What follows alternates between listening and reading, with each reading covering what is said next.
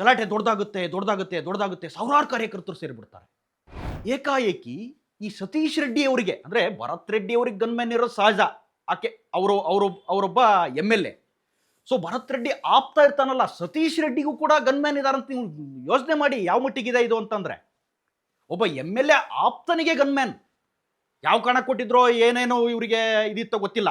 ನೀವು ಕೆಲವು ಕ್ಷೇತ್ರದಲ್ಲೆಲ್ಲ ನೋಡ್ಬೋದು, ಎಮ್ ಎಲ್ ಎಗಳು ಆರಾಮಾಗಿ ತಿರುಗ್ತಾರೆ. ನಮ್ಮ OSV ದತ್ತ ಇದ್ರು, ಯಾರ ಮನೆಗೆ ಬೇಕಾದ್ರೂ ಪಂಚೆ ಉಟ್ಕೊಂಡು ಹೋಗ್ತಾ ಇದ್ರು, ಒಂದು ಲುಂಗಿ ಉಟ್ಕೊಂಡು ಹೋಗ್ತಾ ಇದ್ರು. ಇವ್ರು ಹಂಗೆಲ್ಲ ಅಲ್ಲ. ಇವ್ರಿಗೆ ಹಿಂದತ್ ಕಾರು ಮುಂದತ್ ಕಾರು ಇರಲೇಬೇಕು. ಫ್ಲೆಕ್ಸ್ ಹಾಕಕ್ಕೆ ಬರುವಂಥ ಸಂದರ್ಭದಲ್ಲೂ ಕೂಡ ಇವ್ರಿಗೊಂದು ಪಡೆ ಇರಬೇಕು. ಸೊ ಜನಾರ್ದನ್ ರೆಡ್ಡಿ ಮನೆ ಮುಂದೆ ಭರತ್ ರೆಡ್ಡಿ ಫ್ಲೆಕ್ಸ್ ಹಾಕಬೇಕು. ಆ ಮೂಲಕ ತಾವೇನೋ ಸಾಧಿಸ್ಬಿಟ್ಟಿದೀವಿ ಅನ್ನೋದನ್ನ ತೋರಿಸ್ಬೇಕು ಅನ್ನೋದು ಇರುವಂಥ ವಿಚಾರ. ಸೊ ಎರಡೂ ಪಕ್ಷದ ಕಾರ್ಯಕರ್ತರು ಸೇರ್ತಾರೆ, ಬಿಜೆಪಿಯವರು ಒಂದಿಷ್ಟು ಮಂದಿ ಸೇರ್ತಾರೆ, ಕಾಂಗ್ರೆಸ್ನವರು ಒಂದಿಷ್ಟು ಮಂದಿ ಸೇರ್ತಾರೆ, ಗಲಾಟೆ ಆಗುತ್ತೆ.